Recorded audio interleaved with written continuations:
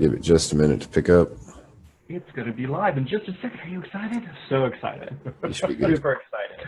Hi, everybody. Mike Pingel here. I am, I'm juggling all these things. Today, it's Thursday, and I have my beautiful guest, Chris Riley. Hey, everybody. The cosplay pinup boy. Is that what they call you on the internet? Well, I've been called many things, and that's one of them. He does a lot of cosplay, and we're going to find out more about it today. If you are online watching us, please share this with your friends so they all can jump on and get some more information. We're going to be talking about Palm Springs Comic-Con. Comic-Con Palm Springs. Oh. There's a difference. There's a difference. Okay, and we're going to find out what the difference is because it's not in San Diego. I think that's the big difference. And then, of course, I'm going to now jump over here to see if I can put it on my Facebook for all my friends to see. And, wow, look at all these. I have lots of people talking to me and wants to chat. He's very popular. There's just to narrate what's going on, there's 1 million windows that he's closing currently. Yeah. So, and we're trying to get the HD up, guys. I am so sorry. I don't know. They tell me that I don't have, I have to take stuff off or buy more RAM. I am not really sure what that is. I love non-HD because, I don't have any of my thick eyeliner on or, foundation that a cosplayer normally wears. See? So, it's like beauty lighting. All right, I have now added on my Facebook page so everybody can watch us. Awesome. Of course, you can watch all the time on BehindTheCurtain.tv. And so we're going to get into this. We're going to get really into this. I have cards again today, folks, because hard-hitting reporter I am. Are these cards against humanity? No. No? Not the same then. Not the same. First off, I was schooled by a friend this week because I said that cosplay people just wear clothes, wear different dress up. They're just dress up people. I was schooled by my friend Eric, who was like, Hi, Eric. It is more than that. So tell us and tell my viewers what goes into cosplay and what it's all about. Well, cosplay, just if nobody on the internet knows, is dressing up like a fictional character.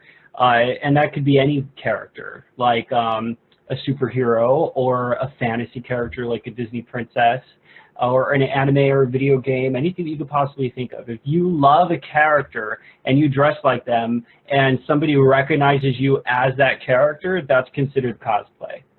So, there's a lot that goes into it, picking your character or coming up with your costume, yeah. Now he was also telling me that cosplay people also play the character.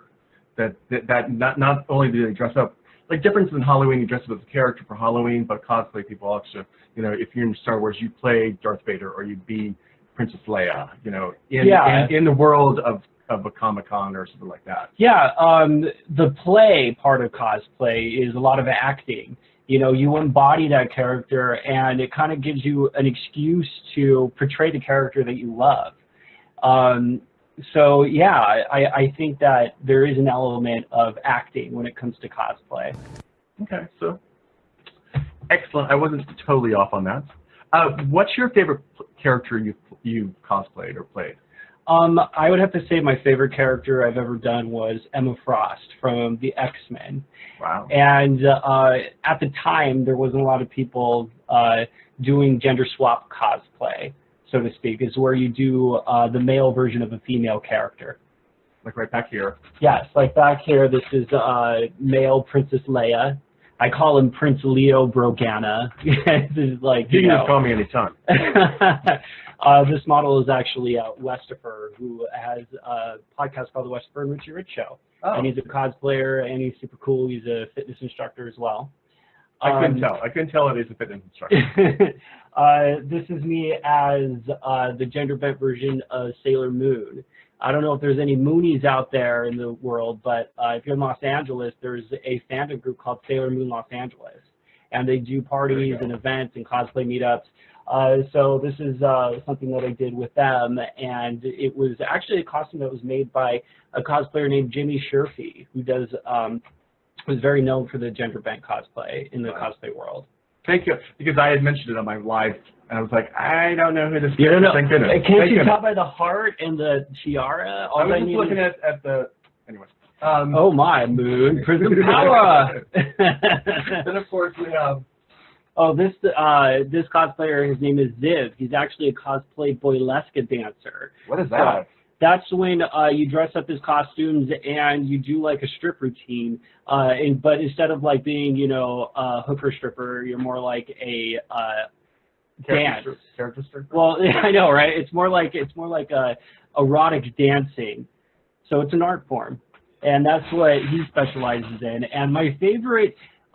He's performed for me at my nightclub events, and he does an amazing number as Bob the painter. What was his name? Bob Ross? Oh, come on. Oh, you know the guy with the big giant fro who used to sit in PBS and say, "No, this is a cloud." So I see those all the time. I was like, I can totally paint. I can totally paint. So he does the most sexy version of that person. And you would never expect it to be sexualized. We're going to have to find out more about him and find out where it is. And, of course, that is from Agents of S.H.I.E.L.D. from ABC, one of my favorite shows. Yes. So I couldn't remember that out either when I was doing my live promo for the show. So where did you grow up? Now we're going to get personal here. Oh, personal. I actually grew up in the LA area, like in San Pedro, like Long Beach, you know, Torrance. So I grew up nearby where they filmed Buffy the Vampire Slayer, the high school. Who does not love that? It's my one of my biggest fandoms ever. And you know, it's a beach city, and it's kind of like it's outside of the Los Angeles bubble. When you think of surfers in California, you're really thinking of like Torrance and Hermosa and things like that. But a lot of people, when they think of LA, they think of like, you know, hey, we're models and actors and everybody's like, you know, beautiful and shallow. And, you know, we grew up right outside the bubble of that. Okay. So that gives you a different perspective of LA? Or it does. You know? You seem much more normal than really? Oh, LA well, people. then you don't know me that well. Because I am anything but normal. These are so randomly put in here. How does Halloween compare for you to Comic-Cons? Okay. The thing about cosplayers in Halloween, it's like on this episode of Buffy where they have a Halloween episode and all the vampires stay in that night. They don't even go out. They're all like, oh, that's our day off. You know, Halloween. Yes. So, you know, for cosplayers, Halloween is the same thing for us. We're in costumes all the time, every single weekend of the year. So tiring. It's exhausting. So Halloween is our time to relax and put on just the schlubbiest costume, the easiest thing to walk around in, and just have fun because we don't have to be high maintenance at night. A lot of people put so much effort into Halloween, but we put our effort into conventions. So do you make your own costumes, or do you have someone to make your costumes for you? It just depends. I'm not really great at making costumes. So what I usually do is I commission them from people. Yeah. Like Perry Meek, as an example, he's made all of my quote-unquote famous costumes, and he's the designer that does all the famous costumes. Keep going. I know, right? He does all the costumes for Lady Gaga, the Spice Girls, you know, Cher. So he's like world famous and stuff. So he made my Emma Frost costume. He made my male Maleficent costume, which I actually was on the runway for the closing gala for Metropolitan Fashion Week at Warner Brothers. So, you know, these costumes lead to some amazing life adventures. That's great. What is your favorite comic movie? My favorite comic movie, wow, I would have to say the X-Men franchise. See, hard-hitting news. Hard-hitting. I know, right? I relate to the X-Men because, you know, I'm a gay dude and mutants. You know, it's like a parallel with the LGBT storyline. And are you enjoying the twists and turns they've been doing with the movies? Because in the first three, weren't they're really just originals, and now they have the young kids, and they're transferring, and they're going backwards and backwards. Which is great for the comic books too, because you know, for the movies, it's going to fall in line with the comic books, I think, more and more, where you're going to see younger kids at Xavier's Institute. In the Marvel comic books, you know, Wolverine is a headmaster now, you know, of Xavier's school, and you would never expect that. But he's the one that's in charge of all these kids. Now But go ahead. Oh. Now, PG show. No. Right. That, I think, would be a very interesting story if Wolverine took over the school and had to be the public face of Xavier Institute in the film. But is Hugh Jackman ever going to come back? Was that his, like, last thing? Oh, that really depressing Logan one? Yeah, which I don't hate me out there. If you're going to take away my geek card, I have not seen it yet. What? I know. There was a few movies I haven't seen. You know, honestly, I really liked this movie. I liked his acting. I loved everything, but it was just so... depressing? I don't know. I didn't see it, so you have to tell me. Yeah, it wasn't like a fun Marvel. Yeah, it was a very dramatic Marvel movie. Yeah. And everyone's going to hate me, and maybe I'll get hate mail from this. Well, okay, now, Logan, was that Marvel or was that Sony? Oh, well, Marvel or Fox or whatever, because they own the rights to... Yeah, but Marvel has such a big hand in what they do. Yeah. They don't allow people just to willy-nilly do what they want. Hopefully Marvel will step in and give more hand jobs. Because they have a hand in what they do. No? No? Anybody? You said hand jobs on my show. Hand jobs. What is your first cosplay experience? What was your first time of you getting into that? Oh my gosh. My first cosplay experience was I created a comic book series. And it was called Lucky Legendary. And I had a bunch of my friends portray the characters that I co-created. And my original character was Captain Lucky. And I would dress up in this costume that looked kind of very, you know, gay twink BDSM. And you know, nobody was doing anything gay at the time. Everybody was in the closet. So I wanted to be visible, you know, as a gay guy. And, you know, the more visible that we are, the more acceptance and empathy that comes from the general public. Absolutely. And, you know, eventually things changed. But I did that. I went out to conventions as that character, and I think it was Long Beach Comic-Con maybe. It was so long ago. It all kind of... You were a baby. I was a little baby twink. Is that how you got to be a part of Prism Comics with your... Yes. You know, I think it was around like 2005, and Prism's been around since 2004. Mm-hmm. And I joined up with them because there really wasn't another home or representation for LGBTs in pop culture. Yeah. And on the convention circuit, Prism Comics was the only place that, you know, we could call home. Yeah. So all the LGBTs usually gather there and always come back to the booth and that's kind of like our watering hole meeting place. But since then, they have, you know, been a dominant force within a lot of these conventions. Like, for instance, Comic-Con Palm Springs. We are going to be over there next weekend, actually. Yes. So, and Mike, you're actually on a panel, too. There's going to be... See me. Yes, there's going to be more presence for LGBTs. There's going to be 6 panels or 5 panels, I believe, wow. That are all LGBT themed, including male cosplay pinups, LGBT cosplayer panel. And I thought I was the only unspecial one. That's not. You're on the Queer Eye on Wonder Woman panel, which explores, you know, LGBT viewpoints on the genre. Can't wait to see what I'm wearing, huh, boys? It better be something cool and cosplay looking. It's gonna be fully clothed. Oh, okay. I can't scare the kids. And we're throwing the official LGBT after party at Chill Bar. I'm actually bringing in a lot of my male cosplay pinup talent to go dance. And when is that going to be? That's going to be Saturday the 26th at Chill Bar. And like I said, my pinup boys are going to be go dancing and doing cosplay boylesque. So it's going to be a very special event. Yeah. That's going to be fun. Mm-hmm. I'm sure I'll drop by, too. I think Linda Carter's... yeah, so Linda Carter is going to be performing a few hours after our panel. My friend. Hopefully Linda Carter. Hi, we'll see you soon. We'll talk about that a little bit more. I have a couple other questions about that. I already did that one. I I know. Look at all these questions. Yeah, my assistant didn't really put these in any good order. He's pretty much fired. Advice for a new person wanting to become a cosplay person. Let's say someone is like interested in wanting to do it. Yeah. How would they put their maybe foot into the water?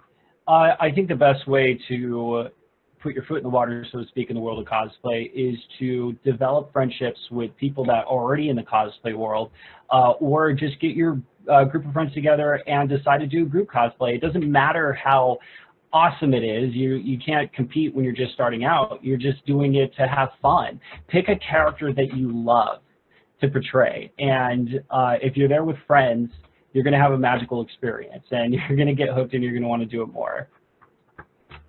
Okay, maybe I'll dress up like Wonder Woman. Yes, do it.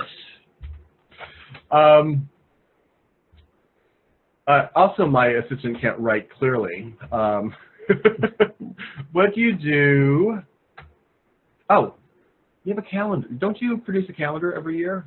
No, but I do produce male cosplay pinups every single day of the year. What is that? What is that? Every single day I release a new pinup, so I'm working on it every single day. So are these the old people, or do you do exactly a new person every day, or? I usually cap each look out at 6, so I'll do 6 images of one look on a cosplayer. Okay. And, you know, usually when we do a photo shoot, we're taking like thousands of images, and I just kind of narrow it down to the top 6. And when do you, how many times do you do a year these photo sessions? And if someone out there wants to be, you know, oh yeah, cosplay I do about 4 photo sessions a month, and if I'm going to a convention, I'll set up even more. Like at San Diego Comic-Con, I probably had like 7 or 8 photo sessions. So with that, do you just take people on this who already come in dress and wants to do photos, or do you set those actually up from people?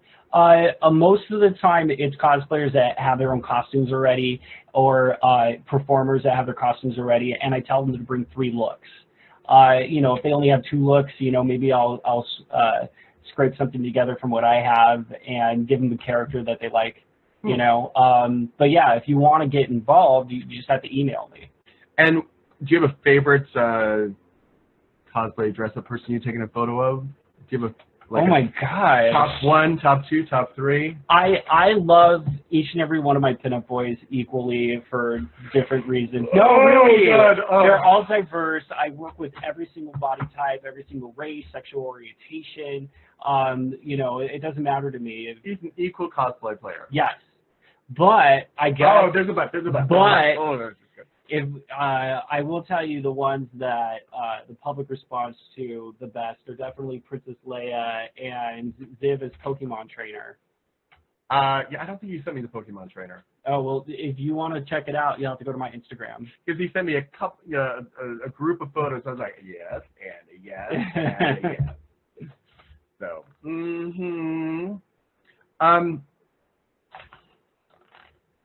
what do you do?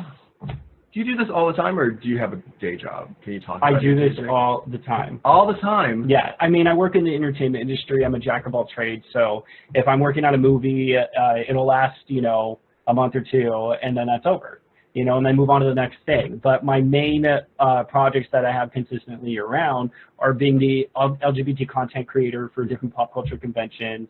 Like we were talking about Buffy as my favorite fandom. I was just the director at LeadingCon, which is heavily Buffy the Vampire Slayer, and I judged the costume contest. I presented panels there, and I was, because of that, was the costume contest judge at the big 20th anniversary party that was produced by Fox, and that was in San Diego. So, yeah, I mean, like I said, cosplay leads to fun adventures. Everywhere? No, Everywhere. I'm all not the going to go time. there. I know. What is your best cosplay group experience you've ever had? Oh my gosh, my best cosplay group experience would be the Legends. When I first started cosplaying, my group of friends, there really was maybe like 10 to 12 girls, maybe a couple guys that were cosplayers at conventions. And that was it. And they would just travel to all the other ones as booth babes. But my group, you know, we came in and we just did our own thing. We just did our own characters, and everybody was fascinated by it. They didn't know the characters, but they were fascinated because it was a group of us, and we were having so much fun, and they were attracted to that. And I have lifelong friendships with them. I'm going to meet my friend Chandler. It's okay. It's okay. Fine. I'm dying, people. That's why you don't drink water on live television. Yeah. It goes down. It's not you. It's not you. You're clumsing me. Chris is clumsing me with this wonderful story. Keep going. I'm sorry. And you know, we all still work in the entertainment industry. You know, my friend Jen, who played Justice, is you know, doing acting, and she's getting married to Casper Van Dien, who was like that Starship Troopers dude. Really? What's he married? We'll go back. Well, I mean, we don't have to get into that, but they're very happy, and they're going to be getting married. And then my friend Chandler is a publicist, and you know, he handles a lot of music composers in the industry, so he gets to go to all these premieres, and he gets to go to all the award shows like the Oscars and the Emmys and things like that. So I mean, my group of friends, we're magical. Like, in my eyes, to me, we're legends. That's why we call ourselves the Legends. So legends. What, any of the legends be at the Palm Springs Comic-Con? Chandler's going to be there. Chandler Pulling is the owner of White Bear PR, and he's going to be moderating the Gay Geeks panel.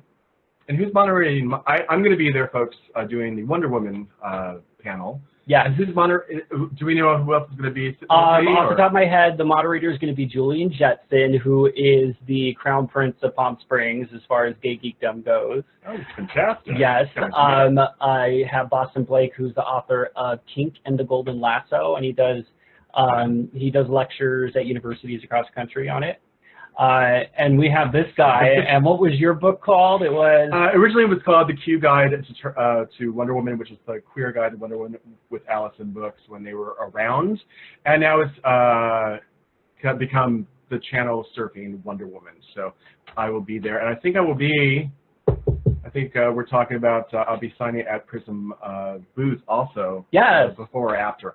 We haven't worked out the details, but I'll check the site. I'll let you know when I'm going to be doing it. I know I'm doing that and talking on a panel. I always feel when you're on your panel, I'm like, am I going to say something wrong?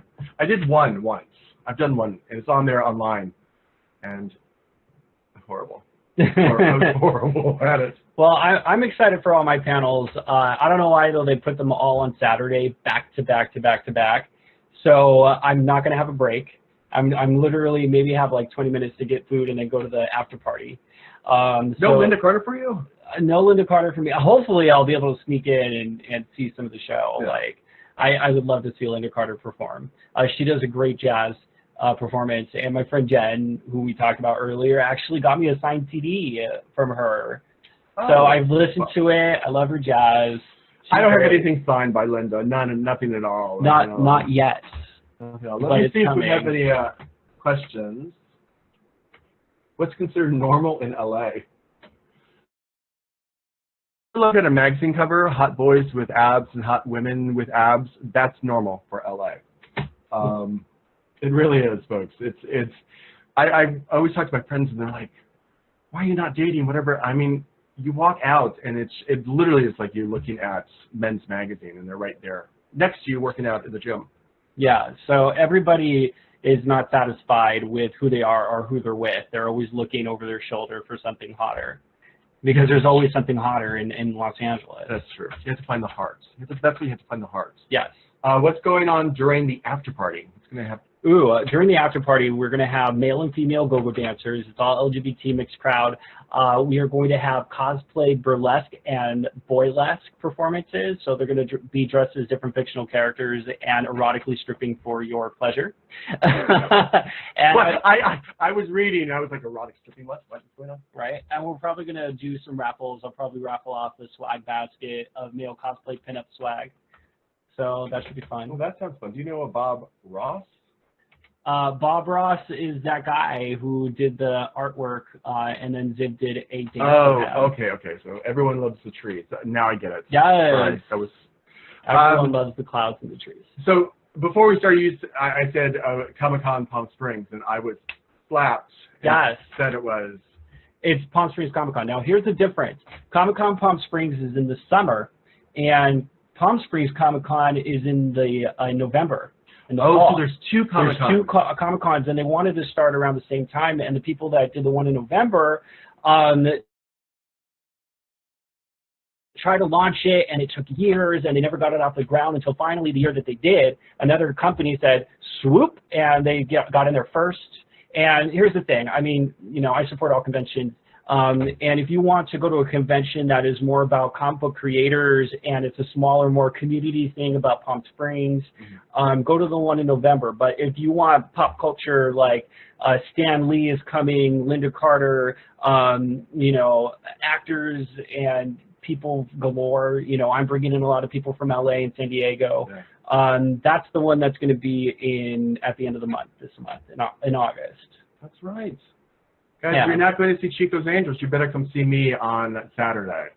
I won't be at Chico's Angels. Let me look through my cards real quickly to see.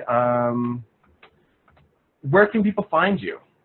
I'm Cap Lucky on all social media. My website is patreon.com/caplucky, and I offer a monthly subscription for people for male cosplay pinups. And if they subscribe at different levels, they'll get rewards like, you know, 8x10 prints. You know, they'll get convention swag that I pick up that's exclusive to the convention that you don't that I want. give out. I know, right? Well, I raffle it away to everybody so they get a chance to get the things that they could get at conventions that I get at the conventions that they couldn't get because they can't travel to them. That's true. I mean, I love going to them. I have a friend who actually the one who schooled me the other day.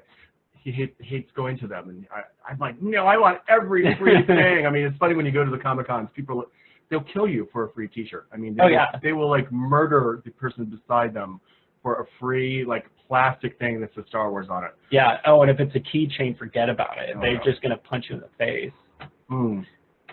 What is since you've been to so many Comic-Cons and so many of these conventions, what is the best experience you've had and what is the worst experience you've had? Oh my gosh, the best experience I've had at a convention. Oh my gosh, there's so many. I would have to say judging the costume contest at the Buffy party. That was by Fox. I mean, that Buffy is my big fandom. And, you know, for me to be in a position to judge the costume contest next to the woman who played Glory on season 5. What? And Andrew, the Anointed One from season 2. I mean, Jesus, it's amazing.